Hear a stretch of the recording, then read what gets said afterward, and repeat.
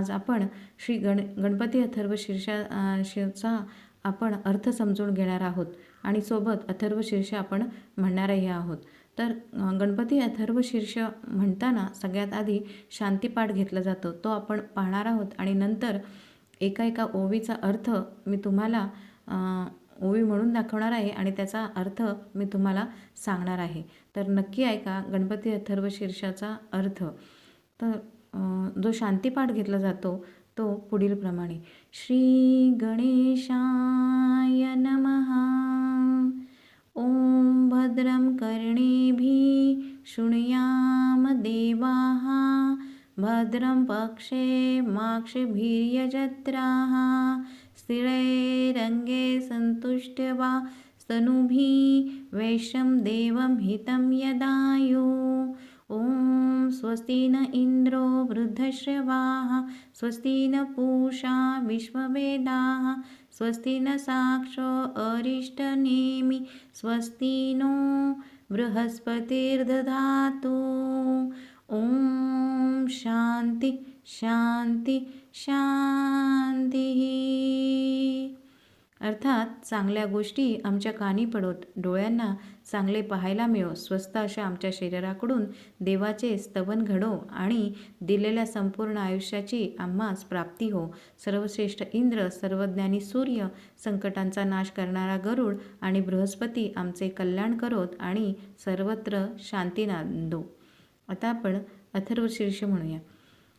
ओम नमस्ते गणपतये. त्वमेव प्रत्यक्षं तत्त्वमसि. त्वमेव केवलं कर्तासि. त्वमेव केवलं धर्तासि.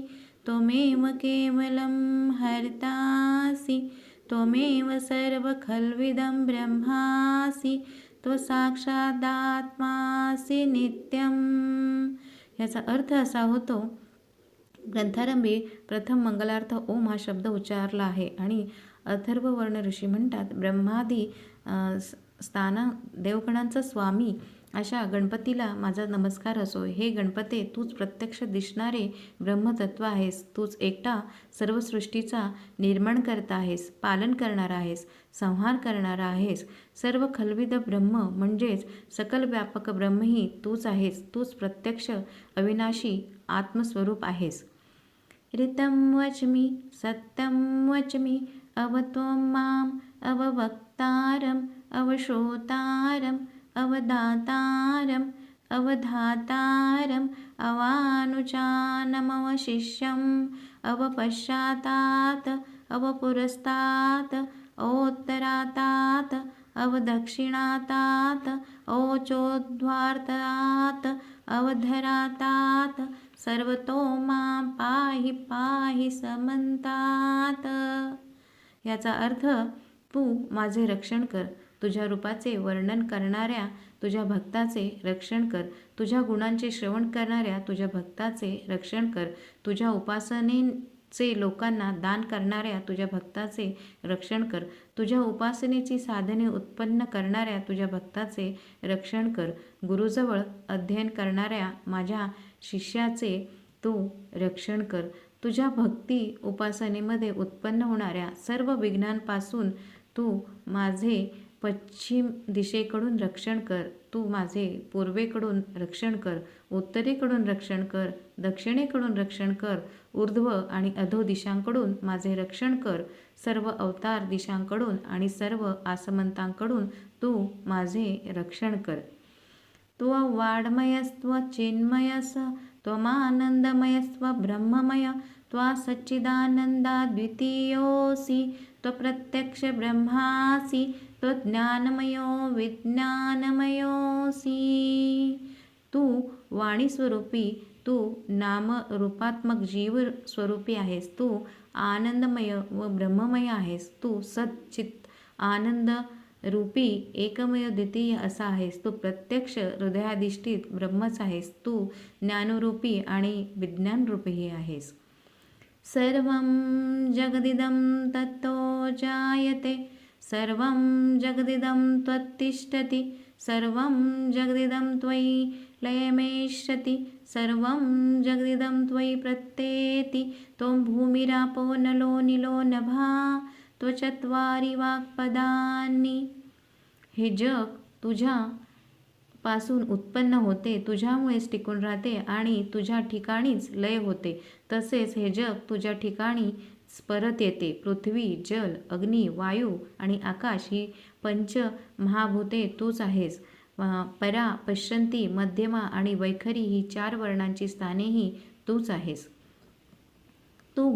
त्वगुणत्रयातीतः त्वदेहत्रयातीतः त्वकालत्रयातीतः त्वमूलाधारतिथियोऽसि नित्यं त्वशक्तित्रयात्मकः त्वयोगिनो ध्यायन्ति नित्यं त्वब्रह्मा त्वविष्णुस्त्वरुद्रस्त्व इन्द्रस्त्व अग्निस्त्ववायुस्त सूर्यचंद्रमास्तवं ब्रह्मभूर्भुवस्वरोम. याचा अर्थ तू सत्व, रज आणि तम या पलीकडील आहेस. तू जागृती, स्वप्न आणि सुषुप्ती या 3 अवस्थांपलीकडील आहेस. तू स्थूल, सूक्ष्म व आनंदमय अशा 3 देहांपलीकडे आहेस. तू उत्पत्ती, स्थिती, लय किंवा वर्तमान, भूत व भविष्य या 3 कालांच्या पलीकडील आहेस. तू शरीरातील मूलाधार चक्राच्या ठिकाणी नित्य राहतोस. तू जगताची उत्पत्ती, स्थिती व लय रूपी विविध तत्वशक्ती आहेस. जीवनमुक्त योगी निरंतर तुझे ध्यान करतात. तू ब्रह्मदेव, तू विष्णू, तू शंकर, तू इंद्र, तू अग्नी, तू वायू, तू सूर्य, तू चंद्र, तू ब्रह्म, पृथ्वी, अंतरिक्ष, स्वर्ग आणि ओंकार हे सर्व तूच आहेस. गणादि पूर्वमुच्चाय वर्णादि तदनंतर अनुस्वार परतरः अर्धेन्दुलसितं तारेण ऋतं एतत्तमनुस्वरूपं गकारः पूर्णरूपम् अकार मध्यम रूपम् अनुस्वार शान्तरूपं बिन्दुरवृत्तं नादसन्धानं सहिता सन्धि शीर्षा गणेश विद्या गणकऋषिः नित्रित गायत्री छन्दः गणपतिर्देवता. ओम गम गणपतये नमः. याचा अर्थ गणेशाचे सर्वात्मक स्वरूप वर्णन केल्यावर त्या स्वरूपाचा साक्षात्कार होण्यासाठी गणेश विद्या मंत्र सांगतात. गण या शब्दाचा पहिला वर्ण गकार हा प्रथम उच्चारावा. वर्ण म्हणजे अक्षरे. यातील पहिला वर्ण अकार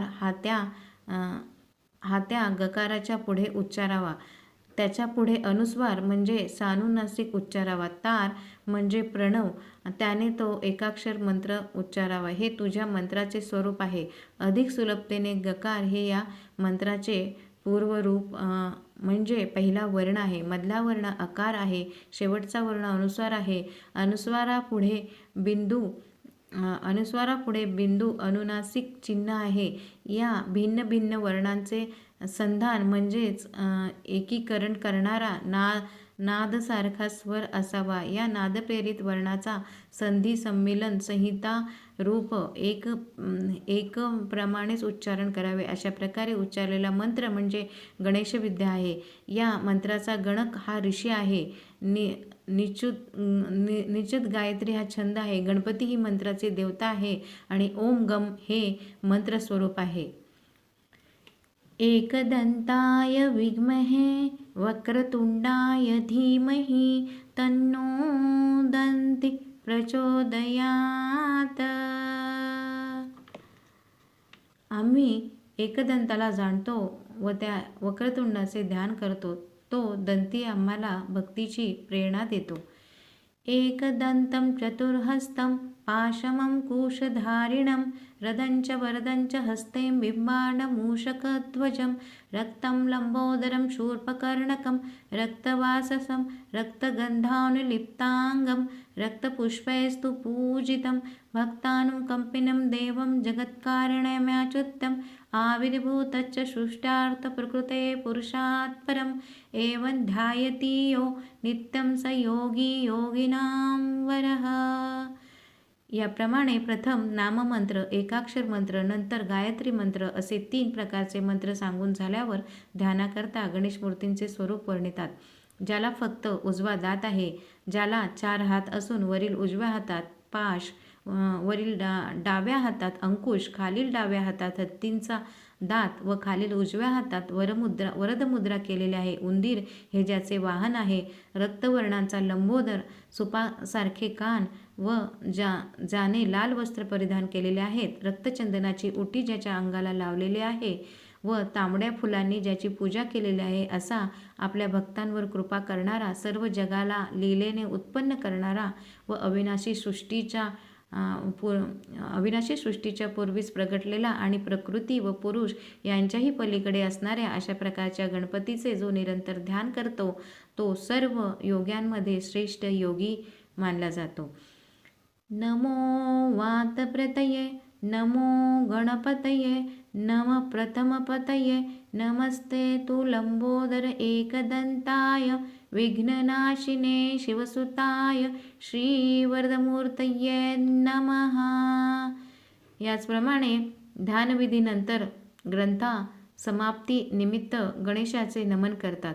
देव समुदायांचे स्वामीला माझे नमस्कार असो, गणांच्या पतीला नमस्कार असो, शंकराचे सेवक जे प्रथम गण त्यांच्या अधिपतीला नमस्कार असो, लंबोदराला नमस्कार असो, एकदंताला नमस्कार असो, विघ्नांचा नाश करणारा शिवपुत्र आणि श्री वरदमूर्ती गणपतीला पुन्हा पुन्हा माझा नमस्कार असो. तर असं हे गणपती अथर्वशीर्ष आणि त्याचा अर्थ मी तुम्हाला सांगितला आहे. तर तुम्ही अथर्वशीर्ष म्हणताना त्याचा अर्थ हा तुम्हाला नक्कीच समजला पाहिजे, तरच तुम्ही ते अतिशय चांगल्या तऱ्हेने आणि तन्मयतेने आणि मन लावून म्हणू शकाल आणि म्हणतानाही तुम्हाला नक्कीच आनंद येईल. तर गणपती बाप्पाने तुमच्या सगळ्या इच्छा पूर्ण करोत हीच इच्छा व्यक्त करून मी आजचा व्हिडिओ संपवते. पुन्हा एकदा भेटूया अशाच एका नवीन व्हिडिओमध्ये नवीन माहितीसह. माहिती आवडली असेल तर माझ्या चॅनलला नक्की सबस्क्राईब करा आणि व्हिडिओला लाईक करा. तोपर्यंत श्री स्वामी समर्थ. गणपती बाप्पा मोरया.